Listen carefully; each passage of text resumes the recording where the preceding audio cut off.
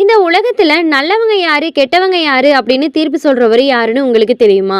இந்த ஒரு ஆன்மீக தகவல தெரிஞ்சுக்கிறதுக்கு முன்னாடி என்னோட சேனல சப்ஸ்கிரைப் பண்ணிட்டு பாருங்க.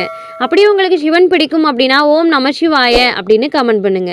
இந்த உலகத்துல நல்லவங்க யாரு, கெட்டவங்க யாரு அப்படின்னு தீர்மானிக்கிறது எமனும் இல்ல, மனிதனும் இல்லங்க. ஒரு நாள் நல்லதே செய்யாத ஒரு மனிதனுக்கு ஒரு பெரிய பிரச்சனை வந்திருக்கு.